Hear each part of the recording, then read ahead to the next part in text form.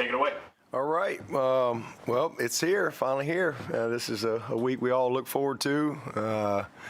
Rivalry week all across the country. If you're a college football fan, this is always a special week. Truly, the whole week. It's always something, fun to be a part of, and something I certainly appreciate and don't take for granted. And been a part of a lot of these. I guess this is my 20th one of these, and 13 Alabama-Auburn games. So, a lot of fun to be a part of, games like this that really matter to so many people. Always tough to head down to Columbia. That's a great environment. Their fans do an awesome job and creating a really tough venue to go play. But man, we look forward to the challenge. We got to have a great week of preparation. Obviously, they got some dudes that can really hurt you. Starting with their quarterback, I think he has really played good football for them, and he's a very, very, and heck, he played great against us last year. And he's a guy that plays a lot of confidence. He can do a lot of things with his legs and his arms. Seems like every week I'm looking up, I'm seeing some quarterback's going to play in the NFL, like every single week. That's what we look at, and he's no different. So just another great quarterback, man, that presents a huge challenge for us. And he's got good receivers. The 24's really settled in and become a really hard-nosed, tough-to-tackle back for them. They've gotten some continuity up front. They're a little bit like us in that regard. They've had some kind of musical chairs a little bit with guys being in and out of the lineup or hurt, whatever. And so they've kind of created a little bit of continuity there. Tight end's a good player. They've got that number 8 going. He's kind of an interesting guy. He's a big, young athlete that I think's got a bright future. He's kind of been getting in the mix as well. But, 17 he's a superstar. And again, it seems like every week I look up and there's some freak outside that we're seeing. So great quarterbacks. We've seen a bunch of them. So they certainly present a lot of challenges there. And then defensively, this is a tough group, man. We've seen a bunch of these guys, they've got a couple guys that have had all-conference, all-American status at safety. I think their linebackers. I think the nickel kid is 24. Their nickel guy. He's a good football player. Young guy, but a really good player, and got good experience in the linebacker core, and some of these guys that have been there forever up front. They've played a bunch of snaps, throughout their career. So definitely a group that will be excited to play the Tigers. And again, rivalry games. Doesn't really matter what you've done. Last year, last 10 years, last week. Doesn't really matter. It just comes down to, playing well in these 4 quarters. But looking forward to it. Off to a good start with our preparation.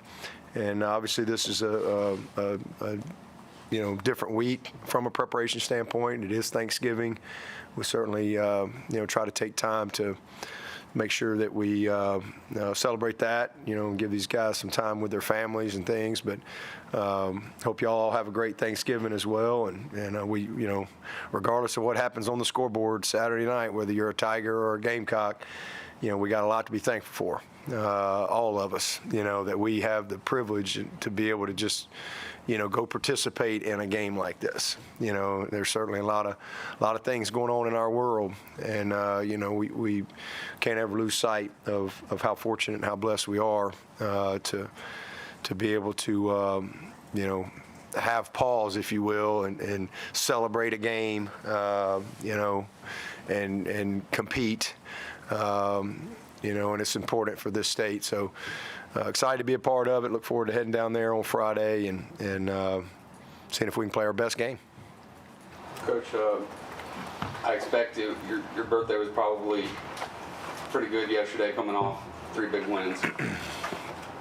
Well, I plan on holding off till this weekend. It's kind of birthday week. All I want is a win this week. That's what I want. It's been busy. Sundays it doesn't matter if you got a birthday or not. Sundays are Sundays and Mondays are Mondays. Whether your birthday is Sunday or Monday, doesn't matter. So just a lot of work. Got home last night, about 11 o'clock. But Kath was waiting up for me, and had some cards and a couple gifts, and came into the radio show last night, and I had a carrot cake and some food there. So, we'll celebrate later. Right now, it's about trying to find a way to win a game. That's all we're trying to do. But it was a good day, and did get a chance to communicate with a bunch of people via text. Yeah, Gamecocks deprived you of a bowl last season with that 1-point comeback win. You have a chance to deprive them, or deprive you of a playoff maybe. You have a chance to deprive them of a bowl. Does that add any juice to it, or is it already juiced up as much? Oh, man, it's always juiced up regardless of what the ramifications are. It's always a big deal every single year. Really is. You want to win this game, whether you're 0-12, 0-11, or 11-0. You want to win the game. Yeah, that hurt us last year for sure, and we got what we earned. How was Bo Collins yesterday? Sore. He's sore. How's Antonio looking? I know you wanted to get him in this week and see. Yeah, he's close, but he's still in that day-to-day status for us. Practicing this week, or? Probably not, but we'll see today. He was just really sore yesterday. He's going to be fine, but just had I don't even know if that's a tendon or muscle or whatever that is, ripping his foot. So he's kind of tender.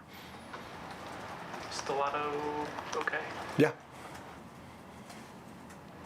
Coach, you've been going for a lot of fourth downs lately, and I'm sure that's a product of field position, and I'm sure struggling in the kicking game also been a factor. But how much easier does it make those decisions having a defense like we do that we can bail you out if you don't get it? That's a factor for sure. Sometimes there's a lot of things that go into those decisions. Obviously, field position and confidence in your offense, your quarterback, and making right decisions and those things. But also who your defense is, or maybe who the other team's offense is. I've been in those situations too, where you don't want to get them the ball back, and so. That was a plus for us the other night, being able to have a lot of times time possession, I don't really pay much attention to it, honestly. Sometimes it's a real factor, but if you're scoring fast, you don't really care, right? But when you play a team like North Carolina, to be able to keep the ball for 38 minutes was huge. I think we got the ball with a minute. It was a minute 14 or a minute 12. I think we ran about 12 plays with no timeouts. That might be a record. To be able to keep the ball away from them was huge for us in that game. But so sometimes it's time of possession, sometimes it's who the other offense is, sometimes it's your confidence in your defense, or just your confidence in how you're playing offensively. With Rattler, it seems like some of their biggest plays, he's not a guy that's going to run for 100 on you, but happen when he's flushed, buys time, and then finds Leggett or somebody down the field. Yeah, they do a good job of, he doesn't just sit in the pocket very often. It's swap boots, setting edges. They got tight ends in there all the time, creating edges for him to get outside the pocket to extend time, and then he's an explosive player. He's if you give him time, he's incredibly accurate. He can make all the throws, but when he gets out of the pocket, and he doesn't get enough credit for his running ability. He can run. He can really run. He's crafty when he runs. He's a smart runner. He does a good job protecting himself, but he can go. But the thing is, like I said, they're smart. They don't just leave him in the pocket. They'll max protect, and give him time to let some of these they run a lot of deep shot, cross country, post, backside, deep crossers. They run a lot of those type of plays. And, those things take time. So they will max protect, or they will boot him and get him outside the pocket to allow those type of things to develop. And then he can throw it on the run, or he can pull up and let it go. So I think he's a very good player. I think he's played really well. I mean, he's made good decisions, and he does create a problem for you. With his legs and his arm, similar to Drake, who we just played. I mean, he can extend, and that's what happened on the big touchdown the other night, the first one. I mean, we didn't do a good job of containing outside, and he buys time. We got pressure coming. I think it was Woodaz was bearing down, and he's just drifting, and, next thing you know, he just over the top of you, and he's accurate.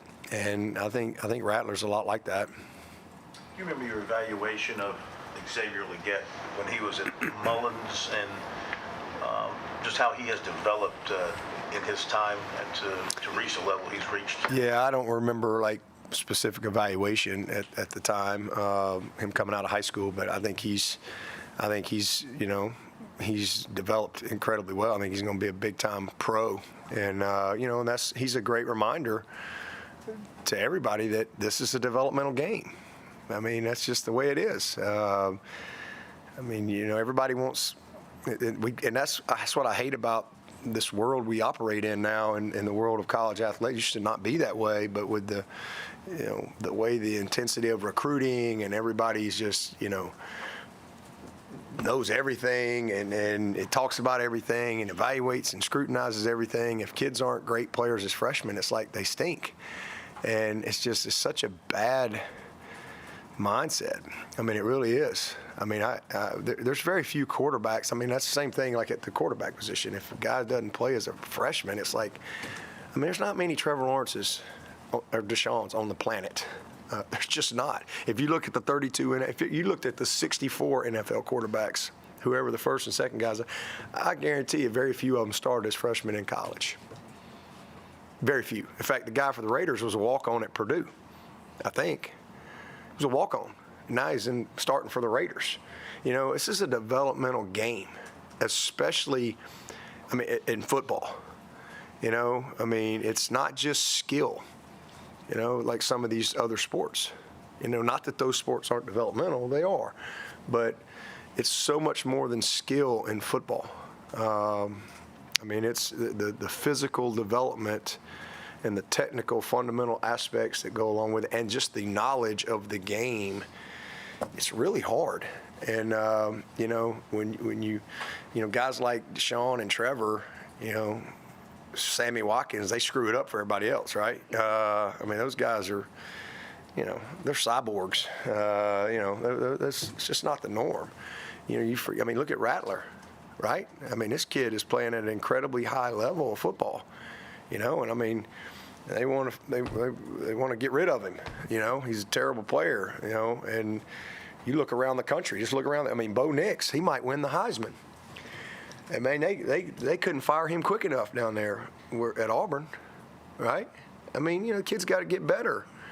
Guys develop. There's a lot of things that, it's just the way this sport is. And so, I think Leggett's a good. Is it Leggett or Leggett? Leggett. Leggett is a perfect example of that. He's just put the work in. He's gotten better. He's been well coached. He's just, he's put the weight in the film room, the weight room. He's a big, strong presence, and then his confidence grows. And next thing you know, you look up, and here's this senior that's a monster. And we've had a million of those guys come through here that, heck, Vic Beasley, he never started a game until his fourth year at Clemson. If that was happening today, he wouldn't even make it here 4 years, right? He wouldn't even make it. He wouldn't even be here. Guy did not start a game until his fourth year. And guess what? He didn't deserve to start a game. He wasn't a very good player. But he kept working, and then he came in his fifth year, and the guy's the 8th pick in the draft or something like that. So, It's a developmental game, and if you're made of the right stuff and you put the work in, hey, good things will happen. But it's not the same for everybody, and we try to make it the same for everybody, and it's not. It's just not the same. They might look the part, but fundamentally, technically, mentally, they got to develop. They might mentally have it, but fundamentally, technically, physically, they got a ways to go. And, but that's what's great about football. If you really, grind and work and don't look for shortcuts, because there aren't any, and, live, because, again, and it just comes with the territory, because you get so scrutinized, in today's world. It's a lot of pressure on these kids. A lot of them, they hit a wall, and it stunts their development, I think. Or they, I got to go, and they pack up and they leave, and the mirror goes with them, right? It's really the man in the mirror. And so I think he's a great example of development. They've done a really good job with him. Did you just make your argument against recruiting the portal? What's that? Did you just make your argument for? No. I think there's a time and a place for kids who need a fresh start. I think the portal's a great tool for a lot of these kids. I mean, I just think early on, you got freshmen that, okay, they're not starting, so they must be bad, and we pile on these kids and all this stuff, and next thing you know, these guys, it's going to be easier over here, because that's the world where we've taught them. But I think the portal's great. It's a great tool for coaches and a great tool for the kids, because sometimes they just need a new opportunity. Sometimes they just want to have a chance to play. Maybe competitively they're graduates and they just need an opportunity, or a situation where a guy needs a fresh start, especially at the quarterback position. So I think Spencer's a great example of that. Usually you'll see teams with multiple playmakers, but the fact that, they've had an injury to Wells, so Leggett's had to be the guy they're trying to develop. I mean, just observing it from a set of eyes from the outside, how are they getting it done so often? Because you'd think every junk defense in the world would be throwing it, trying to contain him. Well, 10's a good little player. I mean, like I said, 8's a guy he's been emerging for them, young guy. I don't know him. Certainly haven't coached him, but he's a physical presence. A guy can run, but I'm sure, he's a freshman, right? I mean, and so he's been coming and developing. So I think they've brought him along, and then, their tight ends, they've really gotten those guys involved, 1 and 6. 24, I mean, DeCarrion's a guy that's made a lot of plays in his career. And they've done some creative things. They've done a little wildcat. I mean, they brought the backup quarterback in there this past week as well, a couple situations. So, and then I think just, protection-wise, they've tried to do some things to, give Rattler opportunities to get the ball down the field, and he can do it. Formations, motions, you name it. Sorry. No, I'm sorry. When you look at other rivalries across the nation, and ones that you've been a part of, like I'm from Ohio, so I know that U of M, Ohio State rivalry, but being here covering this one, there's just something different about it that I can't put my finger on. From your eyes, what do you think makes this one unique? Well, I think it's unique. Again, from my perspective, coming from Alabama. Growing up Alabama-Auburn my whole life, it's just coming here to me was just more of the same, very normal to me. I think what makes it unique is the same thing that makes Alabama-Auburn unique, and that is there's no pro sports in this state. I mean, and even if you're somebody that just moves into this state, like if you move to Charleston, there's a lot of people move to Charleston, right? You move to Greenville, you're not going to be able to live in those areas long without going, okay, what's going on around here? These people are crazy, and you're gonna get sucked into it one way or another. You're gonna have to, or otherwise you're gonna lose some friends. You're gonna have to make a decision. They're not gonna let you ride the fence. Even if you're a fan of another team, you're gonna have to get invested one way or another. So, it just means a lot to this state. I mean, it's college football, and it's high school football in the state of South Carolina, and that's normal to me, having grown up not to diminish any other rivalries or anything like that, but a lot of these, you mentioned Ohio. I mean, there was a lot of pro sports in those states, right? But that's just not the case here, so it's all about college football. And then you got, and it's an old rivalry. This goes back a long time. So it's got deep roots.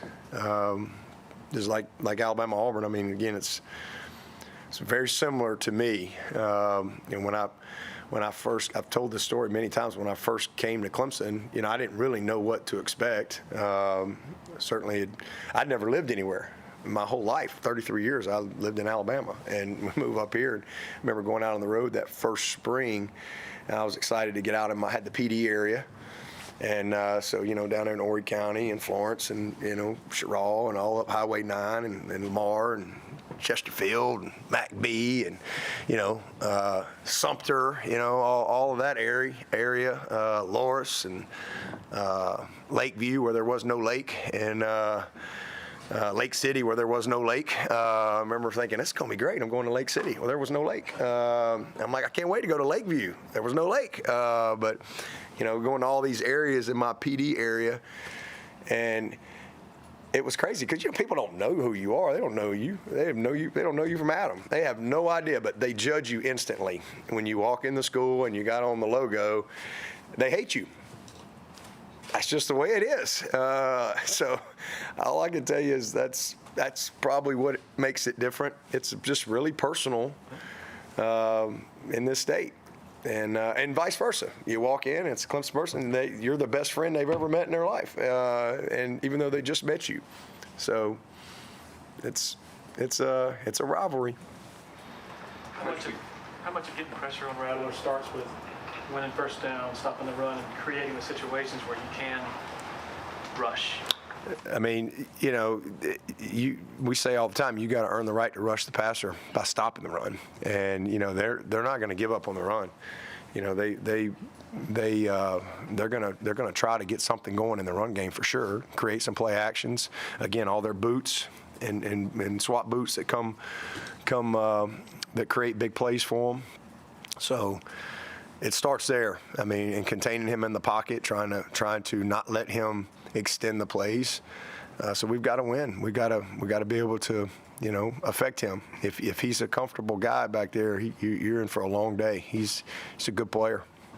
Coach, speaking of the run game and developmental game, how about the running back Anderson from Newberry? It's quite a story, isn't it? He is tough, hard-nosed kid, man, and he's just kind of risen up, and he's gotten better and better as the season is going, and has kind of established himself. But he's a hard guy to tackle, and you better have your big boy pads on when you do come to tackle him. I mean, downhill runner. I've been very impressed with him, and certainly a great story. What's your favorite part of the rivalry week situation, as conferences are probably, certainly, definitely not done realigning the value of these and the importance for places just like this? Yeah, I mean, it's great for the fans, obviously. I mean, I think it's great for the players, too, to go to college and to be able to experience playing in games like this that are so meaningful, to just, everything. Everybody that you interact with, they're just really meaningful. Not that other games aren't. And that's one thing you worry about with where college football is going, because it's 5 years from now, it's totally different. It's just the way it is. And so a lot of these type games will go away. Already they're not playing Oklahoma State. Are you kidding me? How the heck are we not playing Oklahoma State? That doesn't even make any sense. Like, what? Can you imagine not playing Clemson, South Carolina? I just, I don't understand it, but I understand it, how we've gotten here. I hate that. I hate that for the kids. I hate it for the fans. As a guy who grew up in rivalry games, played in them, and have coached in them for a long time, it's what makes college football unique. It's what makes it special. But it is what it is right now. Hopefully somewhere down the road, when this whole thing kind of gets blown up, and it will, maybe we can salvage some of those things. Do you think that the player of today takes a rivalry game as seriously as maybe when you were playing in your rivalry back in the day? When you lose it, they do. It doesn't take long to figure that one out. When you live in a state like this, or Alabama or something, and you come up on the short end of the stick, at some point you'll figure it out pretty quick. But I do think it's different, just because recruiting is much more national now because there is no long distance, right? Like when I was coming up, I mean, if you looked at the rosters of Alabama, you looked at the rosters of Auburn, most of the kids, great majority, were guys that grew up intimately familiar with the rivalry, right?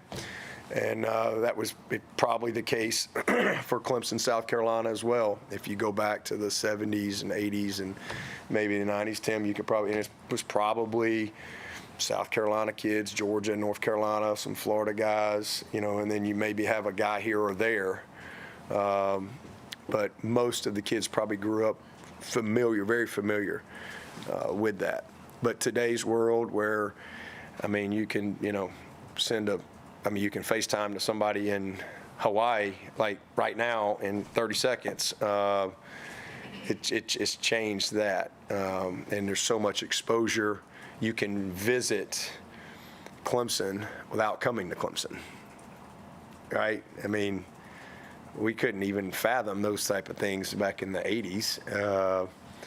I mean, you didn't have phones. You couldn't. How you gonna zoom into something? Virtually tour with a drone flying through a building. You didn't have that. So, in those days, people kind of got to where they could drive to. And you got the coverage you got was mostly regional, and actually everybody read a newspaper, right? So nowadays it's everybody has access to everything, and look at our roster. We got kids from L.A., Texas, Missouri, Connecticut, down to Naples, Florida, and everywhere in between. So. And that's because of what TV and social media and just technology has done. But it means a lot. The game's still important. I mean, they definitely feel that. It's for sure. But probably a little different than back years ago when, again, the rosters were probably a little more local. Your defense the last 3 weeks has 10 takeaways. I know you've been complimentary of them all year, but is there something you've seen that's allowed them to flip that switch to more of a ball hawking, playmaking type unit? Just preparation. Preparation, details, relentless to the ball. Effort, uncommon effort. Punching it out, ripping it out. Great preparation and from a pass defense standpoint. So eyes on the right things, proper depths, proper leverage, formation recognition. All of those things lead to great anticipation. I think we've finished on some balls. We've gotten our hands on some balls. So all those things, go into it. But they've gotten better and better as the year has gone. They honestly have played well all year. We've had some moments here or there, but those guys have done a great job, been pretty relentless. How high are you on Capehart's future, just based on some of the stuff you've seen recently? Man, he's coming into his own. It's fun to see. He's a perfect example. This kid wasn't anywhere near ready to be a good player when he got here. He looked the part, but he wasn't in great shape. He wasn't very strong. Didn't have great body composition. Certainly did not know the game. Did not have good fundamentals. Did not have good technique. He just was a lot of potential. And this kid has worked and worked and worked. And, man, Nick's done an amazing job with him, and he's just developed and developed.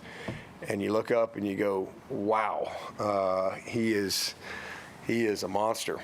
And he's still, his runway's still way out there. But it's so fun to watch him now. He's just got a lot of confidence to him, you know, and a lot of the work that he's put in, he's starting to see some of the fruits of that labor, and I'm really proud of him. He's a great kid, and I mean he is a great kid. Everybody on the team loves him. He's selfless, and I mean he's a mountain of a man.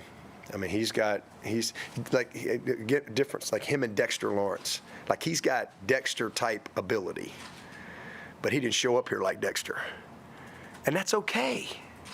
There's nothing wrong with that. That's okay. I guarantee they're going to end up in the same spot. You know, one guy had a little more of a straight path. The other guy had to kind of weave and wind a little bit. But he's got a bright future. Yeah, but all season long, you've been very vocal about the offense and the turnovers they had in the first part of the year. We just talked about your defense and how they're trending in the right direction. Describe how important that is with the biggest game in the state coming up on Saturday. Yeah, it's great because we've still been turning it over. So the best way to win the turnover margin is let's get them. You know, so I mean that's and it's always important. Some years you're just so much better than the opponent that you're playing. Maybe you lose the margin and you win the game, but you know we don't have that type of margin for error this year. And I mean it's truly all about the ball with this team. I mean it just is. I mean it's not like we've gotten our butts handed to us. I mean we've had a chance to win every single game we've played, and every game we've lost we have lost the turnover margin. And you know we've won the margin 3 times in a row, and that's why we've won the game.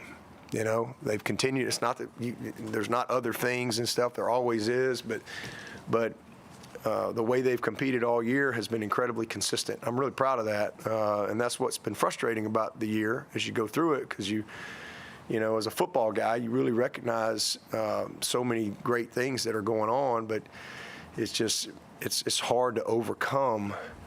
3 turnovers. It's hard. Or 2 turnovers, especially when you're playing, good teams. And that has been an Achilles heel for this team, and it's frustrating, but it's also been inspiring because they've just kept going. And they've not allowed that to change their preparation. They've not allowed it to change their joy in what they're doing. They've not allowed it to, splinter the team or anything like that. They've just used it as fuel to just keep working. And so that's been the most satisfying part of, this month so far, is just seeing, them get the success and to win the margin. And defensively, man, we've still had some turnovers, but we've been able to win the margin. And this game in particular, that's really what it's come down to. I mean, we lost 5 in a row. And in that 5-year stretch that we lost 5 of these in a row, we turned it over 15 times to their 3. That's how you get beat. You want to know how to lose 5 in a row? Well, there you go. We had 15 turnovers to their 3, including one year I thought we definitely had the better team in 13. And I think we had 6 turnovers and still had a chance. I think we had a chance right there at the end. I think it was Humphreys maybe fumbled right there on the punt return at the end of the game. So, and that's usually what it comes down to in games like this, and that's what happened last year. We didn't deserve to win. We didn't take care of the ball in the fourth quarter, had 2 turnovers, 2 lost possessions. And so, it's a critical factor in every game, but especially in rivalry games. Coach, special teams was a big factor in the game last year as well. Coach brought Beamer back. They played Beamer ball all season last year. Outside of place kicking, obviously having its issues, you have to feel pretty good about the rest of your special teams. I do. Hopefully our fake punt will work this week. Try to call that first or second series. Hopefully that one will work. If we can get that one to go, be good. Yeah, I mean, I'm really proud of Aiden Swanson, first of all, and he's coming back, by the way. He's was originally, I think he's fallen in love with it. He's had a great year, man. He's been a weapon for us. Our battery and all those guys have done a good job for us. Robert Gunn, I think, has had 13 straight touchbacks. I mean, he's been a weapon in that regard. Obviously,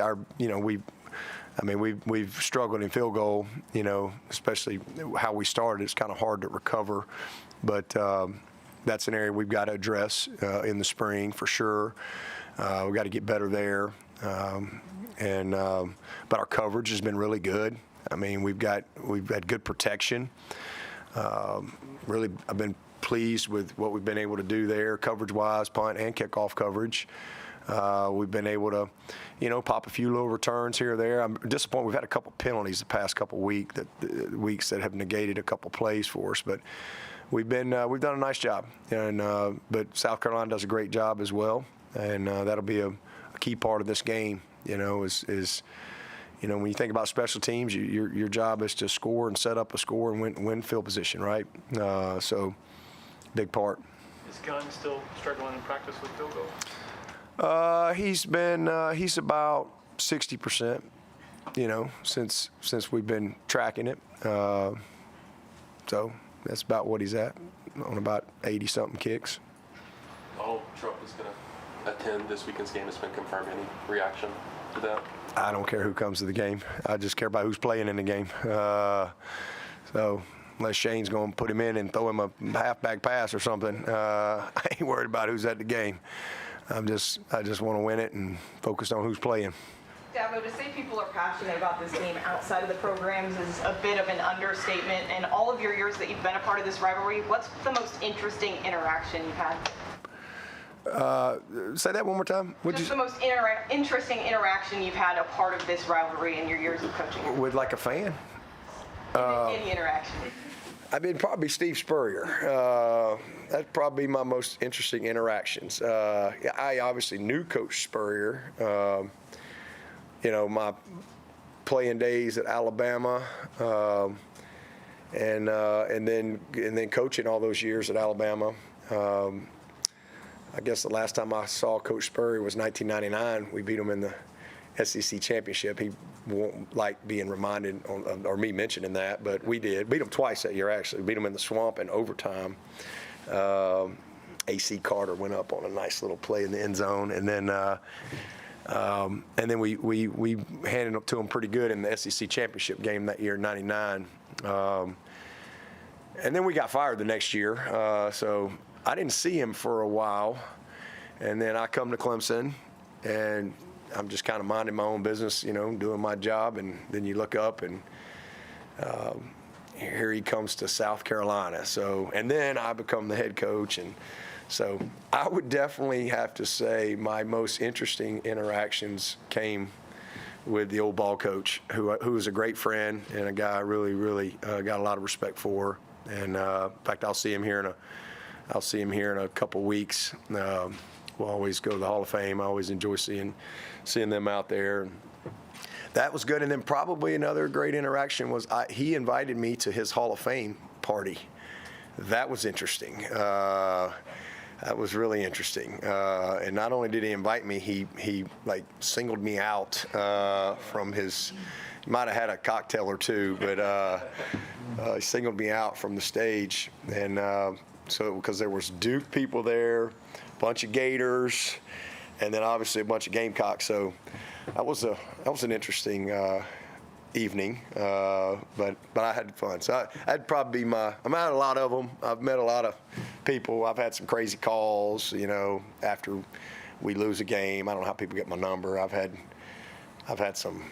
Like, wow, there's really a person in this world like that. I've had some of those, but probably Coach Spurrier. We have time for one more question. What did he say? Who? Spurrier, when he singled you out? He just, made a point to, call me out in the crowd and recognize me. And, I'm trying to just lay low. And he put me on blast, cracked a joke or two, certainly mentioned the wins that he had. He left out the losses, but, he mentioned all those 5 good wins they had. But he was great. He was really great. But that was all my probably unique interactions came through him.